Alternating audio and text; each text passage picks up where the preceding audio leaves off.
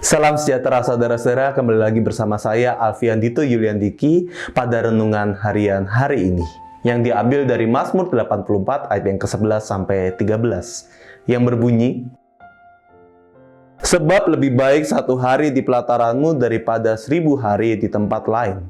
Lebih baik berdiri di ambang pintu rumah Allahku daripada diam di kemah-kemah orang fasik. Sebab Tuhan Allah adalah matahari dan perisai, kasih dan kemuliaan Ia berikan. Ia tidak menahan kebaikan dari orang yang hidup tidak bercelah.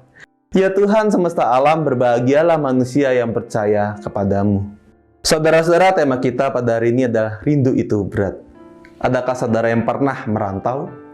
Pergi bekerja ataupun menempuh studi di kota yang jauh dari kota kampung halaman kita selama bertahun-tahun, bahkan hingga belasan tahun.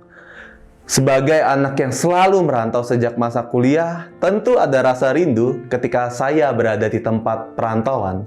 Ada rasa sukacita, rindu akan rasa sukacita ketika saya pulang ke Surabaya, dan rasa nyaman itu tentu mungkin tidak saya rasakan ketika saya sedang merantau.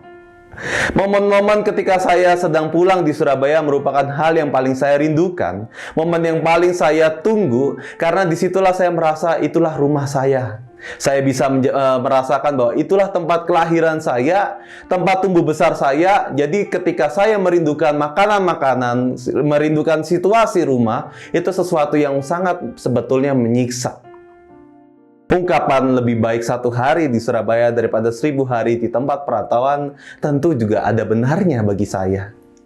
Demikian juga yang dirasakan oleh sang pemazmur, yakni Bani Korah, tentang bagaimana mereka merasakan rindu berada di pelataran-pelataran Tuhan.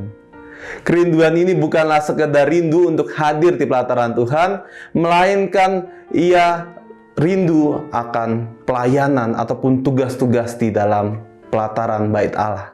Bani Korah sendiri sejatinya merupakan kelompok yang mempunyai tugas di kemah-kemah suci sebagai penjaga pintu masuk, mengolah roti, lalu juga memandu pujian. Singkatnya, Bani Korah merupakan pelayan-pelayan Tuhan di kemah suci Israel. Mereka lah yang mempersiapkan ritual-ritual keagamaan. Mereka merupakan kelompok yang aktif di dalam pelayanan. Dan pelayanan merupakan satu bagian dari kehidupan orang-orang Korah yang tidak bisa dipisahkan. Selain aktif melayani di kemah suci, orang-orang Korah juga merasakan kedekatan yang erat dengan Tuhan. Kerinduan yang besar untuk hadir terus melayani di pelataran Tuhan merupakan salah satu indikator yang kuat bahwa mereka tidak hanya sekedar melayani atau melakukan tugasnya, tetapi juga mereka mempunyai kedekatan batin dengan Tuhan. Hidup sebagai seorang pelayan di kemah suci dengan segala pelayanan yang menjadi bagian dari hidup mereka, tentu ketika mereka harus jauh dari segala hal tersebut, hal ini menjadi salah satu tantangan yang berat bagi mereka. Bagaimana dengan kita? Apakah kita memiliki kerinduan yang sama dengan Bani Korah yang terus merindu berada dekat dengan Tuhan? Menariknya, Tuhan kita ini merupakan Allah yang imanen, hadir di setiap saat dan tempat, tidak terikat ruang dan waktu. Dengan begitu kita diingatkan bahwa sejatinya Tuhan itu selalu ada dekat dengan kita, selalu ada di setiap kehidupan kita, di setiap langkah kita.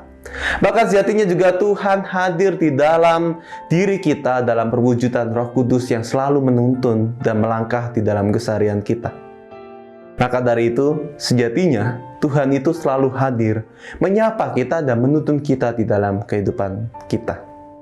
Maka dari itu yang menjadi permasalahan di dalam ayat ini adalah bagaimana kita merespon, bagaimana respon kita terhadap Tuhan yang telah lebih dulu menyapa kita, yang telah lebih dulu menyatakan kasih-Nya kepada kita, yang telah menginisiasi untuk bertemu dengan kita.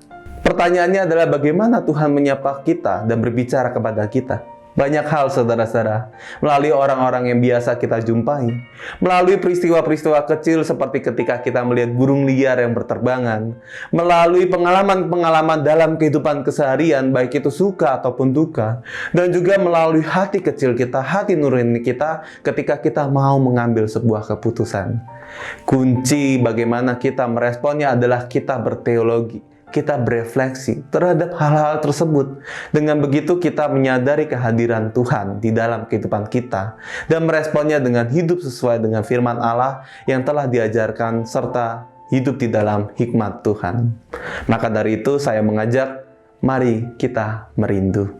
Selamat merindu saudara-saudara.